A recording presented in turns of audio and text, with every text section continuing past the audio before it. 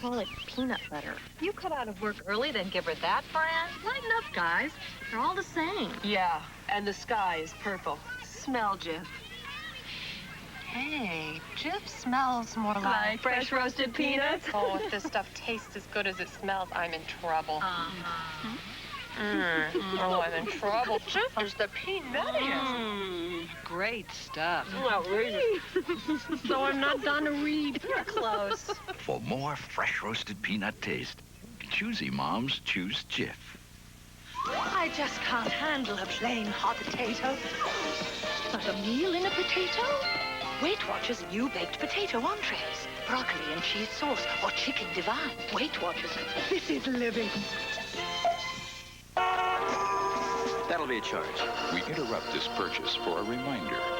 The Discover card actually pays you cash back for every charge. That's a great idea. Don't forget, Santa. It pays to Discover. Did you enjoy your visit? With George Burns? Well, yeah. Yeah. You know, they're asking me in the booth, how old is he?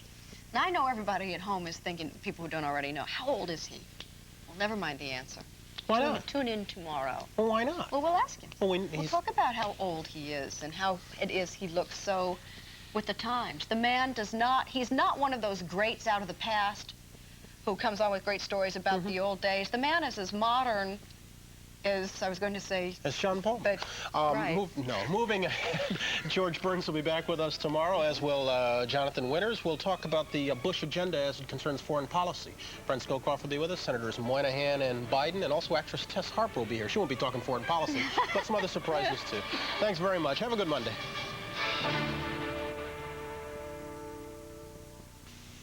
You can put a sock on it, or you can put a sock in it. Cause it's 50s style socks appeal. Nice. On classic concentration this week. Going to college, superstar. Sought after, recruited, and feared. Especially by teachers. They've never had to teach plant life before. Yeah, hey, I miss you, bro. I miss the way you hog the bathroom. I miss the way your hair is so ugly and make Don King look handsome. Different strokes on WLBT.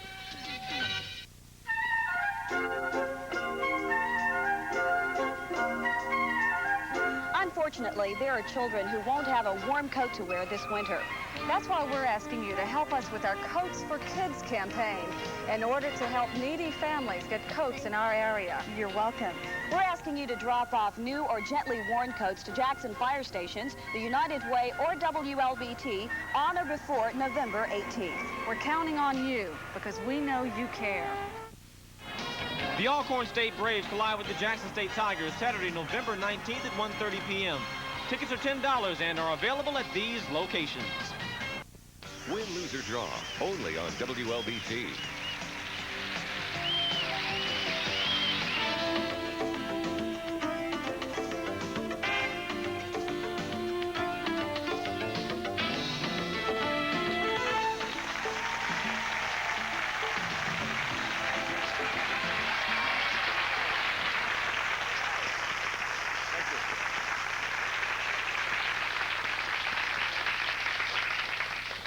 A warning right away to parents. This program is about sexual misconduct. Sexual misconduct by priests. It's about clerics committing child molestation. And perhaps most importantly, this program is also about an alleged cover-up by the Catholic Church of this scandal. It's a cover-up that's allegedly going on right now. Is there a sexual Watergate going on within the church? Milton says yes. His doctors say he was sexually molested over 200 times by his priest. Alan was repeatedly raped by a priest over a 2.5-year period, while Greg was sexually abused as an altar boy. In the world of religion, within the sanctified walls of the church, is there a sexual Watergate going on? That's the question. That's the focus of this edition of Geraldo.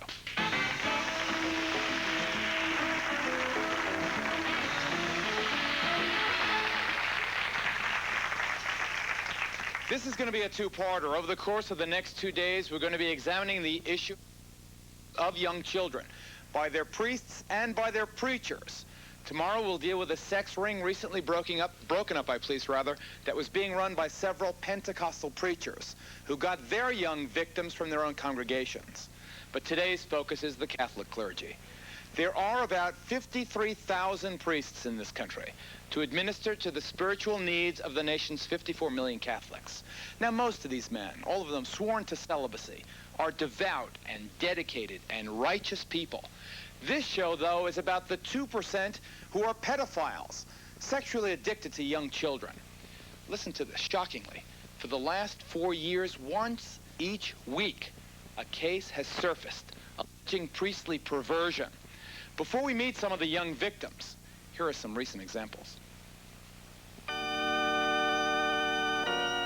Every light casts a shadow, and the light which illuminates our souls is no different.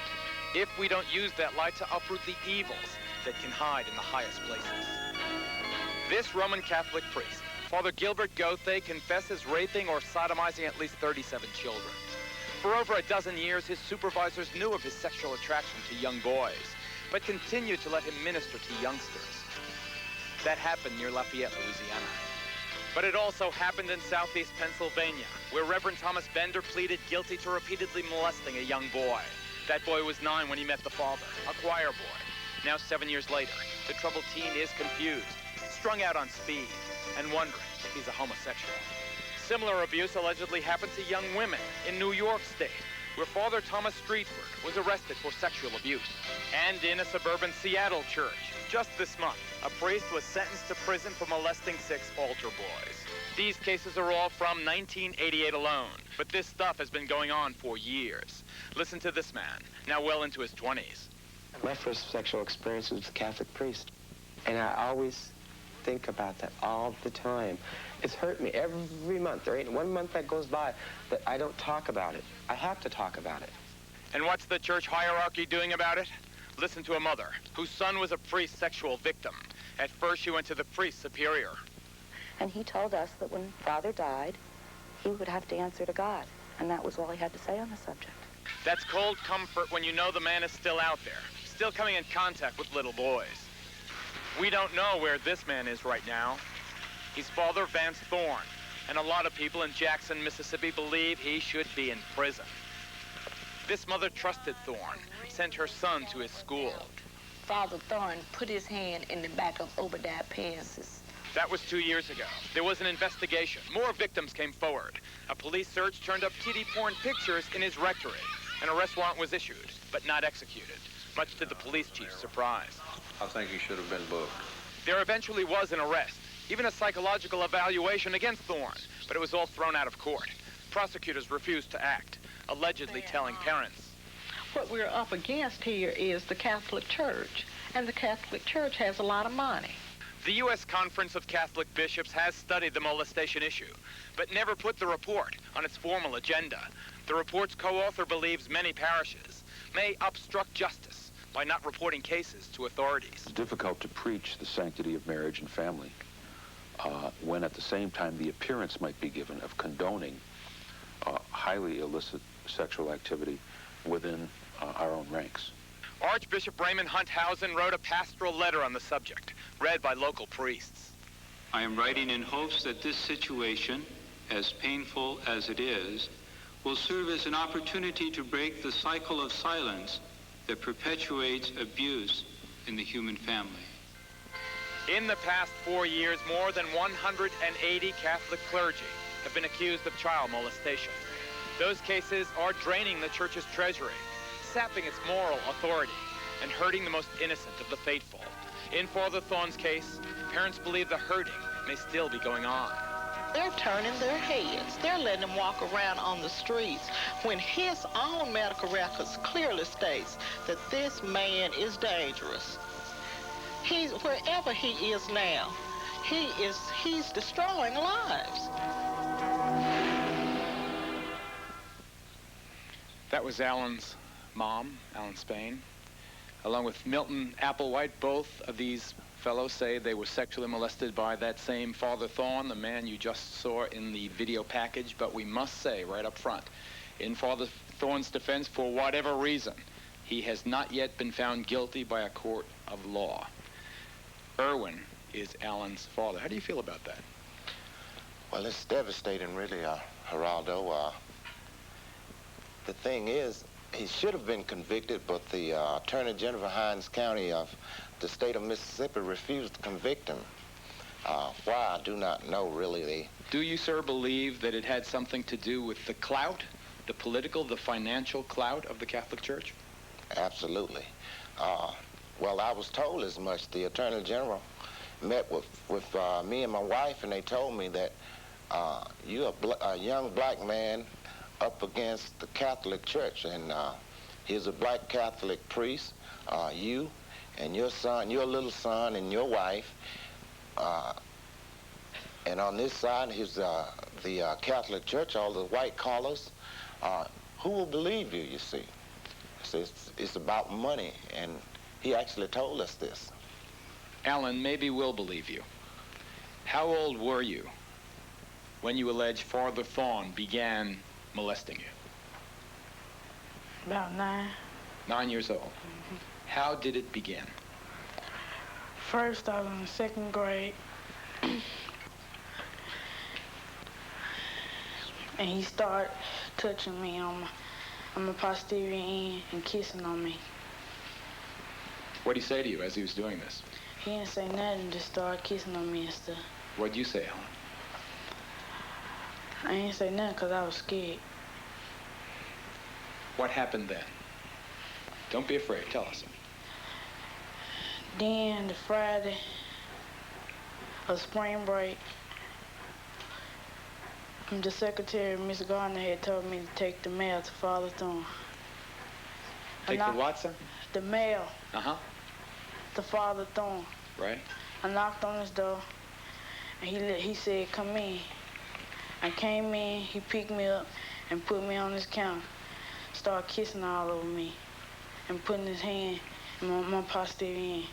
I asked to go to the bathroom. I went to the bathroom. He was behind me.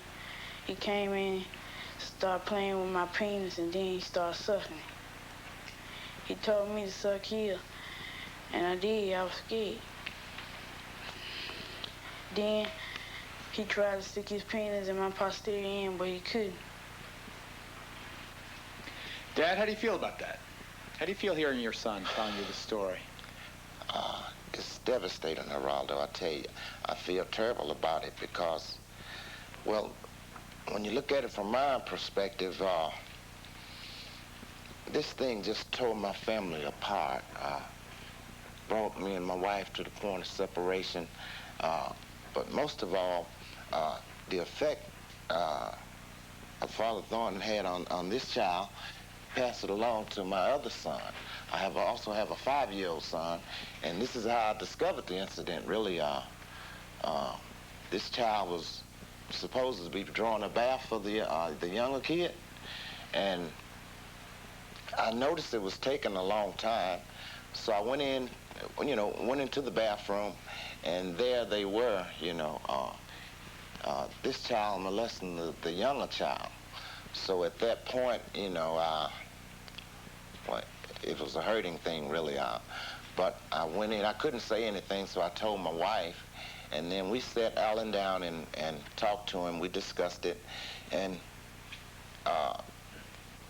it seemed as if he was so afraid, that he couldn't really tell us what was happening.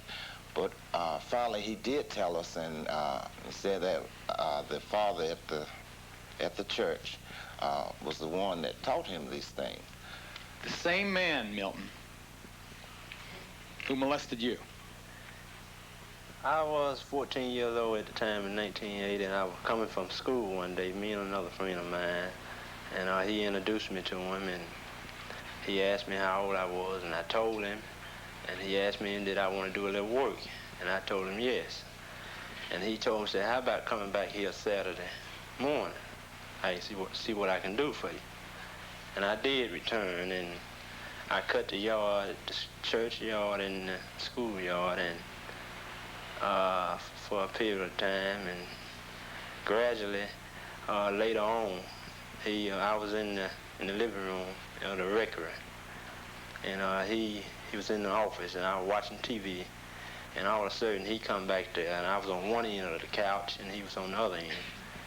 And I was looking at TV, and all of a sudden he had done came down onto my end and started kissing on me and feeling on my penis. Okay, hold the rest of the story. This is the same guy. Absolutely. You allege. It's a problem that is incredibly widespread. A case each week for the last 4 years, just within this one faith, just within the Catholic Church in the United States. We'll hear more of what happened to these and other young men at the hands of their priests. We will deal much more specifically with the issue, just as alarming, if not more so, of whether or not there is a sexual Watergate, a cover-up, going on right now within the Catholic Church. We'll be right back.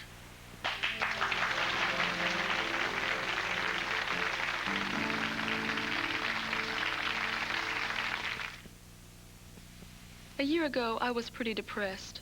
Behind the counter at a fast food restaurant, minimum wage, no future, no money either. Then I saw a commercial for Coastal Training Institute. It turned my life around. I called, went and talked to a counselor. She arranged financial aid, and a year later, here I am. Still can't believe I did it, with a little help from Coastal. You can do it too. Call Coastal Training Institute today. When the person who doctors the family gets a cough and cold, everyone suffers. Mom, someone took my sleeve. I ironed it myself. Now Dad's ironing your clothes, Mom.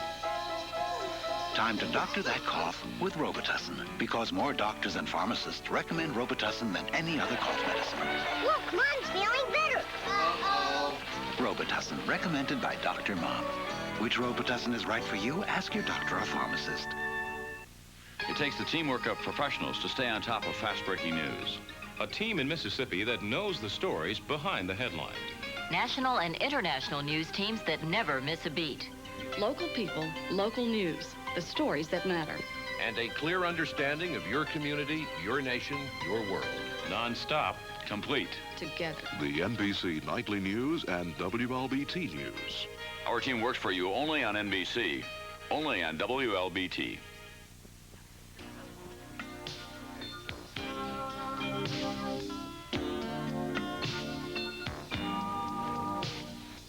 It's nice to have a coat to put on when it gets cold, but some children will not have coats.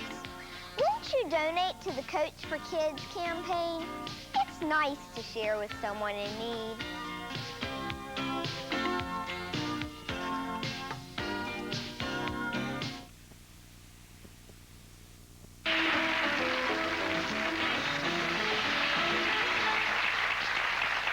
Over your experience, the course of your experience with this priest, for how long did he keep this sexual relationship up with you? It's from 1980 until 86. And what was your age range then? I was I was 14 years old until I say about 17. Even longer than that. Yeah. What did he do?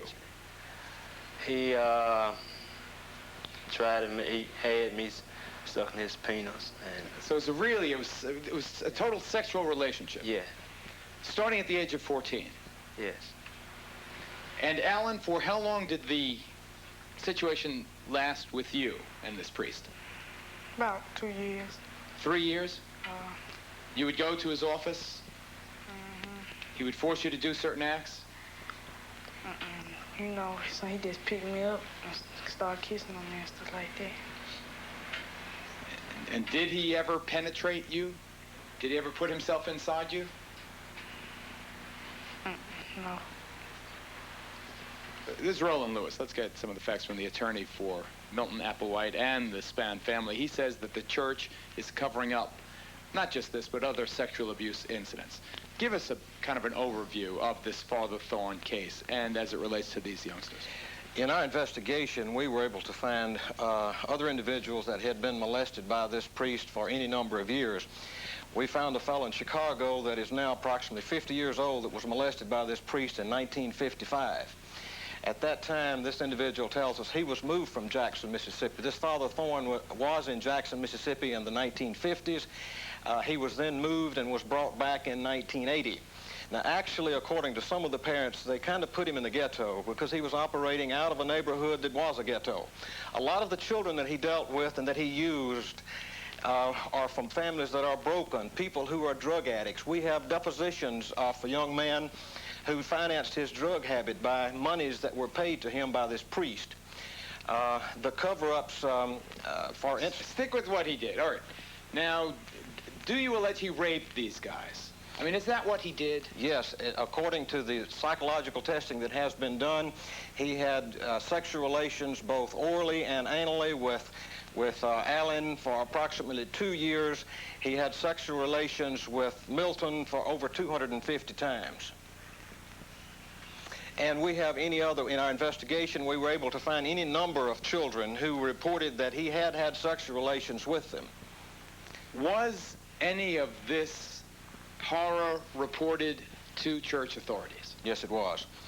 In 1985, Allen reported his in March of 1986.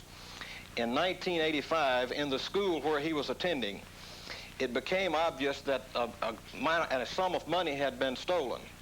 During that time, it came to light that the principal of the school was stealing the money, and she had reported that if you prosecute me, I'm going to report Father Thorne's involvement with the little boys. At that time, the testimony shows that the bishop knew about it. They did nothing about it. They did not report it. We have testimony from a member of the school board that said that at that time in 1985, they, the school board, became aware of Father Thorne's involvement with little boys. However, they did nothing to report it, and this continued until March of 1986 when Mr. Spann discovered this. Do you allege, sir, that the principal motive of the church down there in Jackson, Mississippi, was to cover up these cases to protect its own reputation? Absolutely. Rather than find out how badly hurt they were and help heal them? Absolutely, and the orchestration is so definite and so complicated, it would take some period of time to try to present it here, but yes, that definitely happened. Did there come a time, sir, when this priest was recognized to be a pedophile by the church and was taken to St. Luke's Hospital to be treated? After he was indicted, after Allen reported it, he was indicted. They then sent him to St. Luke's Institute. He was kept there 12 weeks. During that time, it was determined, according to their medical records, that he was a homosexual. We finally were able to obtain copies of those medical records. We have had them evaluated. They established without question he is a pedophile and a hebephile. What's a hebephile? I don't know. It's an abuser of adolescent children. And I thought that's what a pedophile was. Help me. The pre-adolescent is primarily a pedophile. A hebephile is adolescent. So this guy was just into very young boys like Allen, 9 years old, up to Milton's teenage years. Yes, not only that. The fellow that we found in Chicago, who is now approximately 50 years old, said he was abusing him in 1955, and as recently as 1985, he was calling him and wanting to have some contact with him. So this guy was just totally out of control. Yes. As a matter of fact, St. Luke's report recommended massive inpatient treatment for this man. Mr. Spann, did the church ever come to you and say, "Sir, we apologize for this awful thing that has happened. Let us help you. Let us ally ourselves with you in this cause"? No, not directly. They did, once the incident was reported, they did provide us with counseling. We had a counsel for a while, and what they did, they sent a bill to me for the counselor. Really, what happened... You know, not only that, when the district attorney asked some of those people to come and testify in the criminal hearing, the Spanns were billed by those professionals for appearing at the criminal case. Right. The church guilty then of a cover-up? Yes. Not only in this case, but in many of these cases. There are documents that indicate that they are actively involved throughout America in telling people how to destroy the evidence and cover up what they're doing. Geraldo. Go ahead, Milton. I tried to file criminal charges July of this year, and they refused not to let me file criminal charges. Even though last year, 87, they were begging me to try to file criminal charges. Who was begging you? The district attorney. Now I come back this year, they refuse to let me file criminal charges. You'll tell us why. We'll examine some of the documents that you state prove or strongly indicate that a systematic church-wide cover-up is going on in this country. And we'll address the question of whether or not a sexual Watergate exists after this break. Stay with us.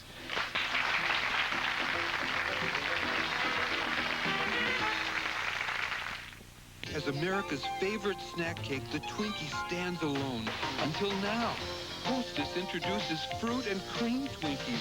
Now you can have real strawberry swirled inside a Twinkie. Sweet sensation! Ooh, you may be weary. Smelly cans are such a mess. Why mess with that mess? Try a little tenderness. Tender Vittles brand cat food. Since this therapy game came out, business hasn't been so good. So tell me, Gail, which player is guarding a deep, dark secret? Jack. Me? Something I should know, dear? Therapy players, they learn about themselves. Okay, so tell me, Sue, from 1 to 10, how flirtatious are you? 12. Everyone can use a little therapy. The game. Maybe I should lower my rates.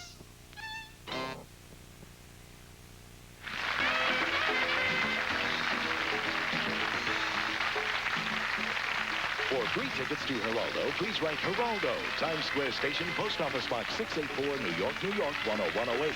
Please send a self-addressed stamped envelope or call 212-265-1283. Because the court's decision on your case may be final, call Schwartz & Associates, attorneys at law. The attorneys at Schwartz & Associates handle cases involving automobile accidents, offshore oil rig accidents, work-related injuries, insurance claims, divorce, and domestic relation cases. Schwartz & Associates will be glad to discuss your case at no charge. Call them now, 353-1215 for an appointment. Schwartz & Associates, attorneys at law. The big guy. Hello, sir. The budget revisions? Yes, sir. Did I send you the Dane proposal? Yes, sir. It's in the mail. You should get it tomorrow. Well, thank you, sir. Without secretaries, business would go out of business. We know because we train the best. We're Phillips Junior College. Call us today at 362-6341. When thousands of viewers joined the WLBT Cholesterol Challenge last year, it did our heart good, and it did your heart good too. Now we'd like you to join us for Lung Check 88, a confidential test where you just blow into a tube. The free, painless test, sponsored by WLBT and the American Cancer Society, will be given on November 16th, 17th, and 18th. For complete details, watch the WLBT 6 and 10 p.m. report. The Mississippi Education Expo, a unique and exciting statewide event coming to Jackson December 3rd and 4th at the Trade Mart on the fairgrounds. This landmark show will focus on the vital role that education, both public and private, plays in the economic development process and will feature activities and exhibits from more than 75 businesses and schools. For more information, call 957-2335, the Mississippi Education Expo.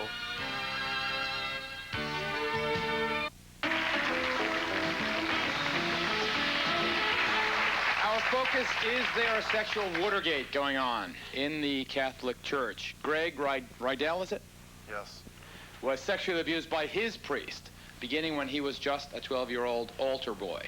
Alongside him, his attorney, Jeff Anderson, discovered that this same priest had abused 18 other children, listen to this, over a 23-year period. Let me ask you first, Jeff.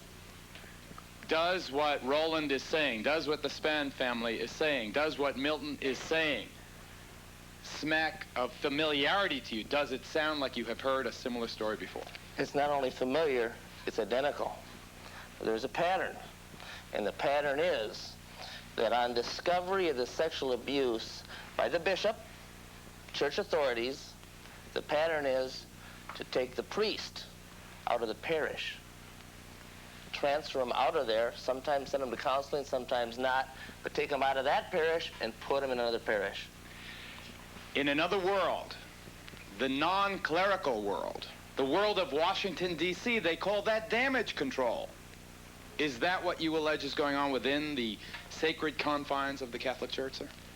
At a minimum, it's damage control as well as conspiracy. What did the priest do to you, Greg? Around the age of 12 or so, he and I went to a YMCA, and I was an altar boy at the time. And the first time I was ever touched, he asked me first, had I ever played with myself? And I said no. And he began stroking my penis in a sauna, I believe it was, at a YMCA. And that's the first time anything happened. From then on, it went to things going on in the basement of the church. There was touching of myself from him and vice versa. Giving head, oral sex. There was no anal penetration. What you might call role-playing in the rectory where the priests stay. Right in the rectory? Yes, in his room. Did you tell your parents? Not until I was 19, almost 20 years old. Why did you wait, Greg? He told me something that stuck in my head forever, and that was, don't tell anybody, you'll get in trouble, and so will I. At one point, I asked him if it went on with anyone else, and he said, Greg, you asked too many questions. How did you discover, Jeff, that there were 18 boys involved with this guy? Greg was in prison. His parents had learned sometime before of the abuse from him. They went to the Catholic Church, they're good Catholics. Sometime after that, the Catholic Church led them to believe that they would do something about it. They received a check in the mail for $1,600, and they didn't know what to do. So another lawyer referred him into my office, and they asked me, what shall we do? Our son was abused, and they sent us this check. I said, cash that check, take that money, and let me look at it. And then we started to investigate and find out what had happened for 23 years. Briefly delineate for us the modus operandi of this guy, how this priest operated. Okay, since 1961, we'd be assigned to a parish, and when the abuse would occur, ultimately somebody would find out and would go to the bishop. The bishop would then transfer him. Now, in many cases, the parents would learn, and they would go to the bishop directly. In those cases, the church hierarchy, usually the bishop, would make assurances to the parents, we're going to take him out of the parish. He'll never do this again. But what they would do would transfer him to another parish or another diocese where it would repeat. Let's get down to brass tacks here, both Mr. Lewis and Mr. Anderson. Was the motive of the church in both these cases, in all these cases, to keep it quiet, to minimize the embarrassment, to move them out, get to a fresh community, and just pray for the best? Yes, image. That's what they're primarily concerned about. First and foremost is image. The publications that we have been able to obtain through discovery is image. What will it look like? If we move them from here, separate yourself in accordance with a document that we now have, which we have called the schema, a 197-page document that was sent to every bishop in America. It states, first and foremost is the image of the church. Separate the perpetrator from the church in the eyes of the community. We have a summary of the document Mr. Lewis was talking about. It is, from my experience as an investigative reporter, an explosive document. If this is legitimate, then what it shows is that the Catholic Church was less interested in the souls of its parishioners, particularly these young victims, than it was in its own image. A deplorable state, if true. We'll examine this document, and I'll take some of your questions. We take a break.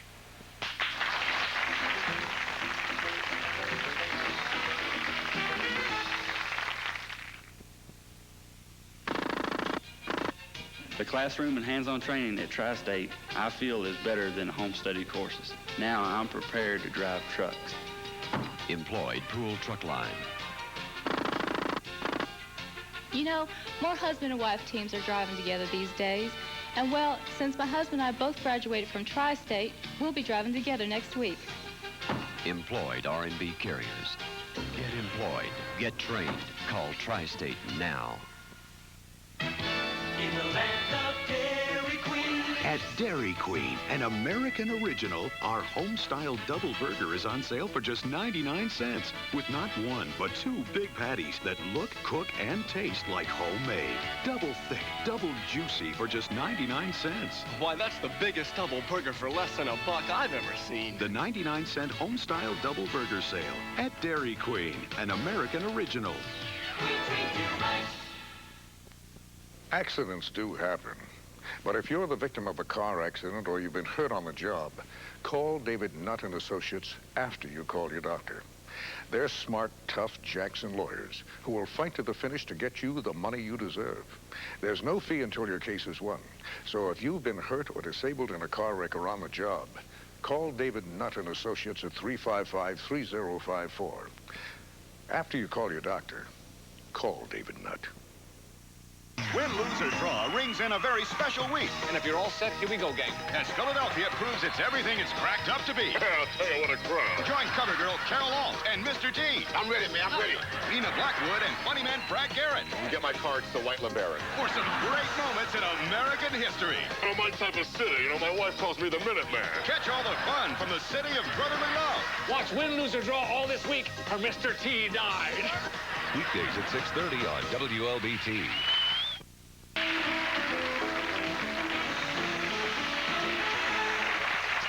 Your question. I just wanted to ask this guy, why, after, 5 years, 250 times, why did he stay there? Why didn't he get away from it? Why didn't you quit the church? Go ahead, Milton. Well, I can't answer that one. What you mean? Did you think yourself in love with this guy? Yes, that's what it seemed like. So he actually managed to seduce you? Yes. You had no sexual experiences before this priest? No.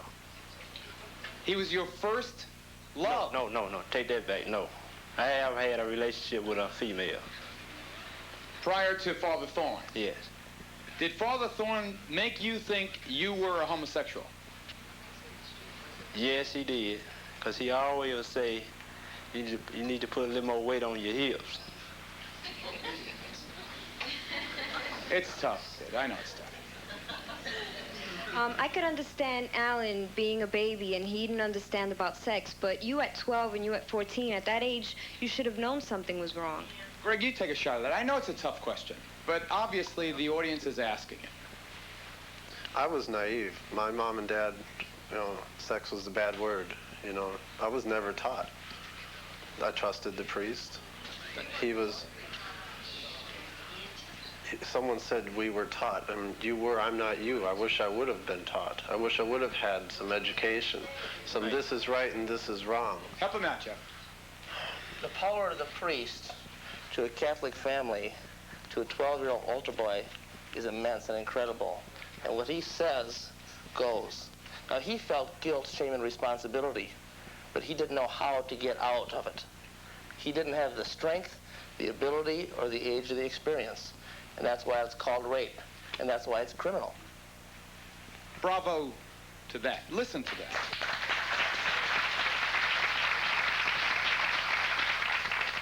Milton, you said last year you wanted to press charges, right? They wanted you to press charge, and you refused. You turn around and say this year you wanted to. What made you change your mind?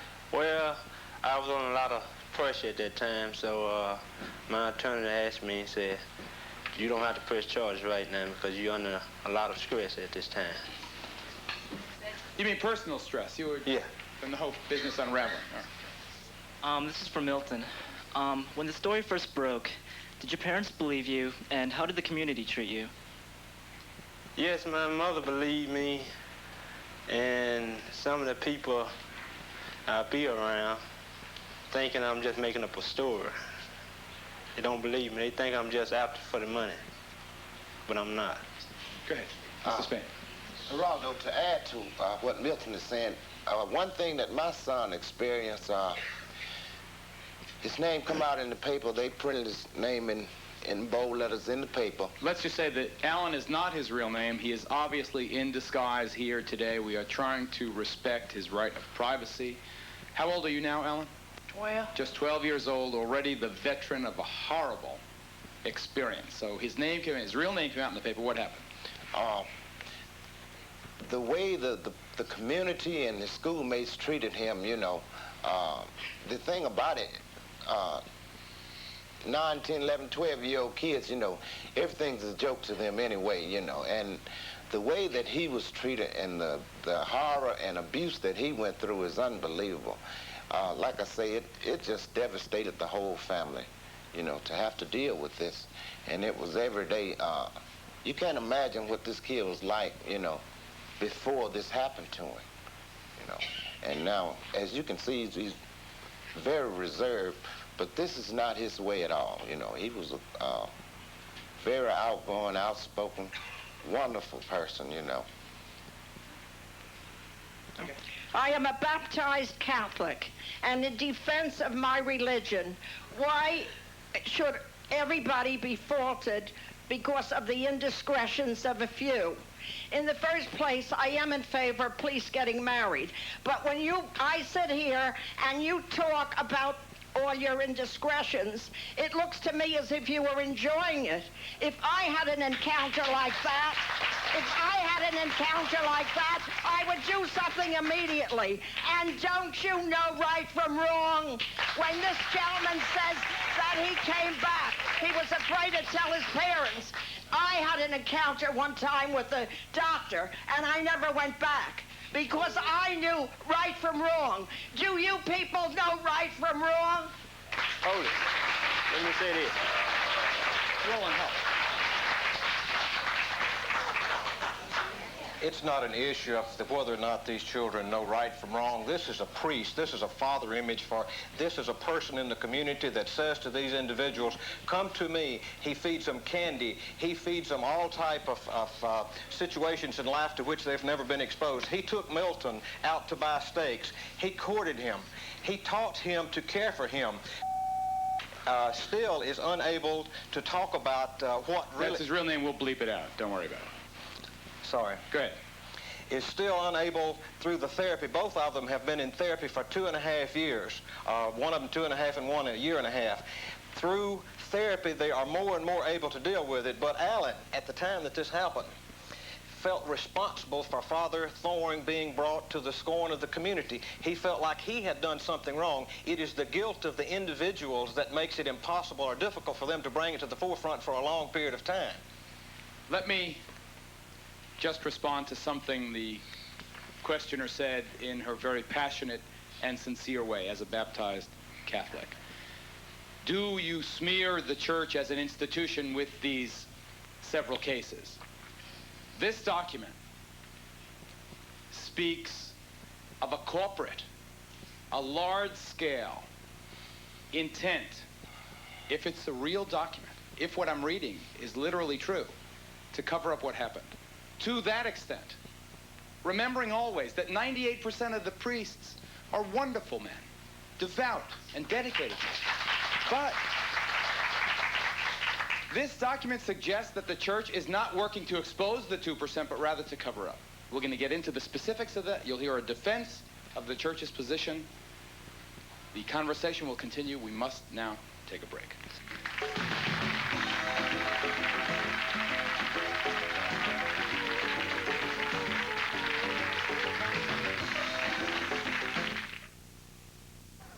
It's It's a game that'll give you a smile. I love it! It's a game that's truly in style.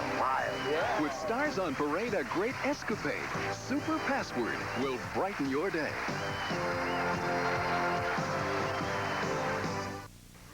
There's a game that's long been preferred. Charming Chuck Woolery's the man with a word. It's got wisdom and wit. A certified hit. Tell me. It's Scrabble, or haven't you heard?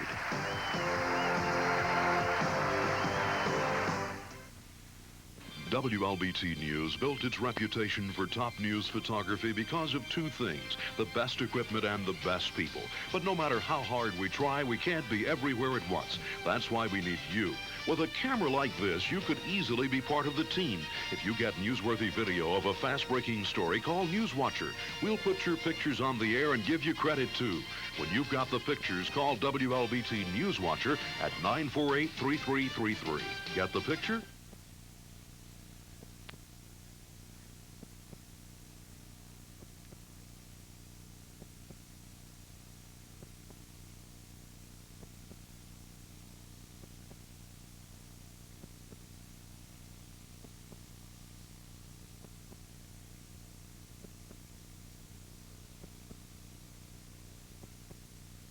I don't understand why these people are blaming these victims after they've gone through a traumatic experience such as they have.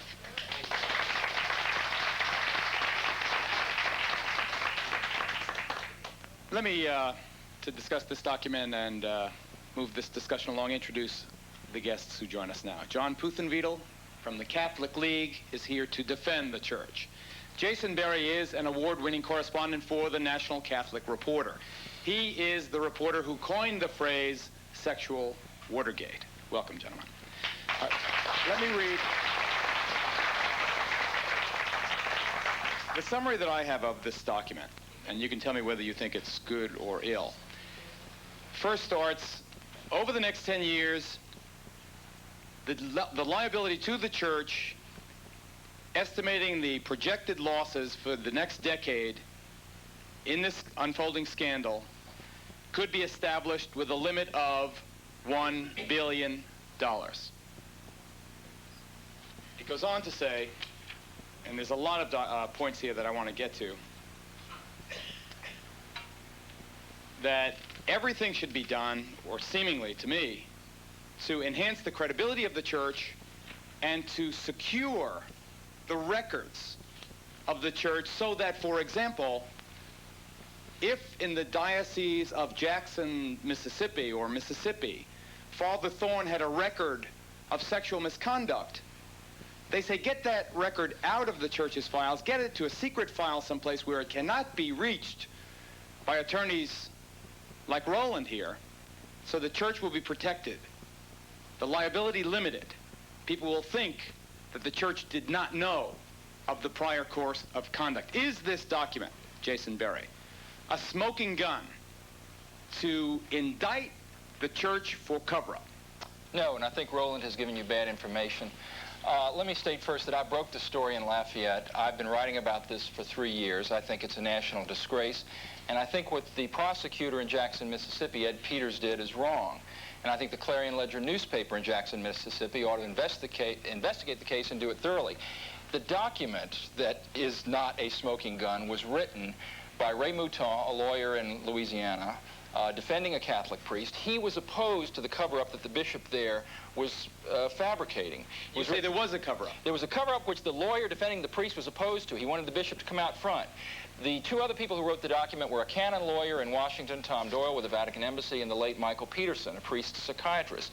The gist of that document was not to sanitize records, was not to send things under lock and key. I don't know whether you're reading a summary that Roland wrote or that's a summary from the document that Mouton, Peterson, and Doyle wrote. The bottom line is what they recommended was a three-pronged approach.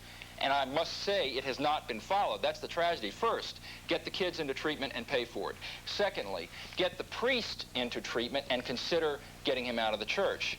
And thirdly, to attempt at all times to do the morally correct thing to do as an institution. I'll quote, reports of alleged sexual abuse or sexual misconduct, as well as records of investigations, should be kept in a secret archive and certainly not in the diocesan archives or in the ordinary priest's personnel files. Of paramount concern is the security of the diocesan records. The idea of sanitizing or purging files of potentially damaging materials has been brought up. That section was written by Tom Doyle, a canon lawyer. Canon law says that you have a secret archive in every diocese. What he says later in that document, that statement was written, this is funny because I've been attacking the church for 3 years on this.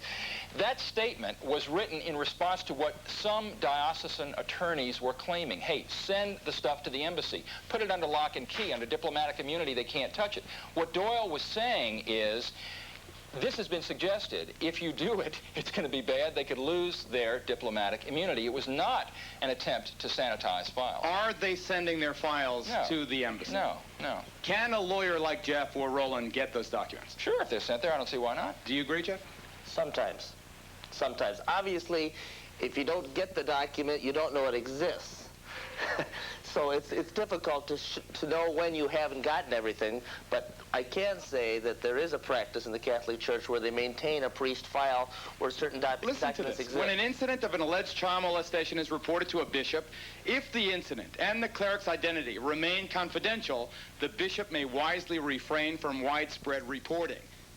He's talking about not telling the media, not telling the authorities. If a case, for example, is settled out of court where a family agrees to get $1 million and they're not going to press charges, what is the bishop supposed... And again, I want to express my own irony at being in the situation of defending the church. I'm surprised. But well, I am too. What is a bishop then supposed to do? Is he supposed to come out and say, well, we paid $1 million to these people. They're not going to prosecute the priest. I've sent the priest off to a mental tank. Here's his name, John How about Doe. suspending the priest? I think they ought to be kicked out. They ought this to be document removed. They ought says to be recycled. Right. But this document says, and I don't want to beat this dead horse, this document says, because it appears as if it's a statement of guilt on the part of the church, a finding of guilt, don't suspend him unless and until he's found guilty in a court of law. And in the case of Father Thorne, it had no obligation to suspend him because he was never found guilty.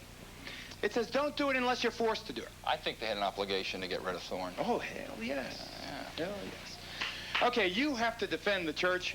Let me tell you why, John. Because we asked everybody else, and they refused to come on this program. I'll list them after this commercial break, and then you'll take up the cause of defending the church. We must take a tough cause, huh?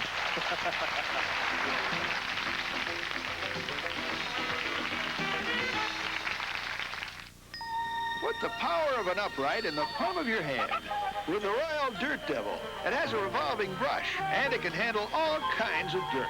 Pick up the handheld vac that really picks up. Dirt Devil by Royal. The Remington microscreen shaves as close as a blade, or your money back. The first screen shaves incredibly close, the second even closer. The Remington microscreen shaves as close as a blade, or your money back. And the limited rechargeable, the perfect gift.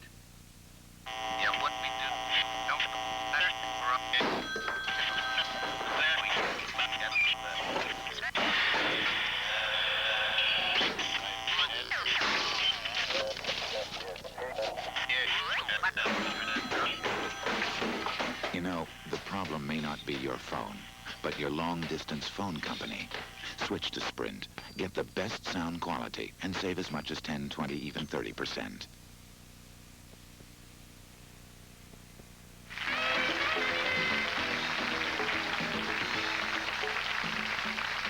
For transcripts, please send $3 to Journal Graphics, Geraldo Transcripts, 267 Broadway, New York, New York, 10007. Or call 212-227-READ. Wait a minute, Pop. Do you think this dude is serious? These only last about 6 weeks. 2,000 flushes blue lasts up to 4 months. Drop in 2,000 flushes blue, and it cleans and keeps the water blue up to 4 months. 2,000 flushes blue or original clear. Did you have fun today? What was a fine? Want me to color in your Jonathan Winters drawing? Don't you touch that. Tomorrow morning on Today, Max Campbellman, Jacques Cousteau, Steve Gutenberg, Neil Simon, some other surprises too. A little bit. That does it for us on this day. Have a nice Tuesday. You can put a sock on it, or you can put a sock in it. Cause it's 50s style Sox Appeal. Nice. On classic concentration this week. Last month, Hallmark Toyota BMW sold more Toyota trucks than any other dealer in the Gulf States region. How does Hallmark do it? With brand new 89 pickups for $99 a month. 0 down and $99 a month. That's right, a brand new 89 for just 0 down, $99 per month. And no, it's not a lease. You've got 12 full months at just $99 per month, plus 0 down financing. That's why Hallmark is Mississippi's Toyota truck giants. Hallmark Toyota BMW on I-55 in North Jackson. At Shoney's, we could give into fads, dress up our waitresses, and change our restaurants to look like every other restaurant.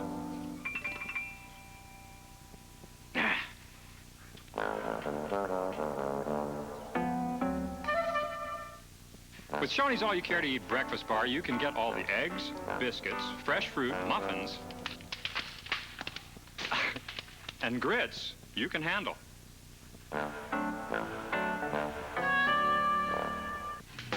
Now at Clark Jewelers, store closing and inventory liquidation. Save 40 to 60% store-wide. Save big at Clark Jewelers. Officials search for the cause of the Mississippi State fire. That story at noon.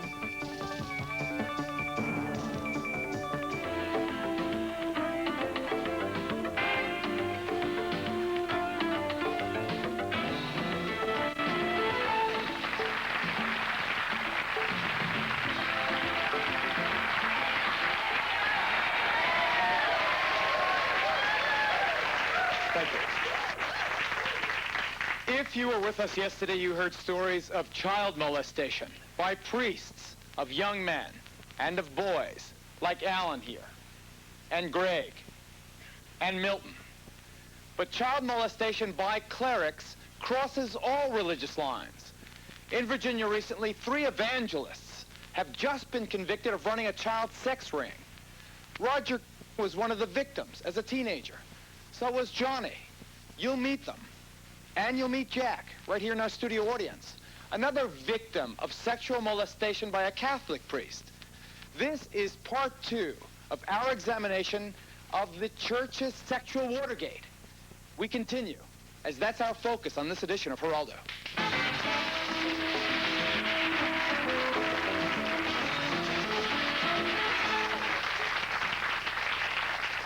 Okay, if you joined us yesterday, then you heard from Alan and from Greg and from Milton here in the first row of our audience about what happened to them at the hands of their priests who they trusted. Alan told us how at the age of 9 years old, he was sexually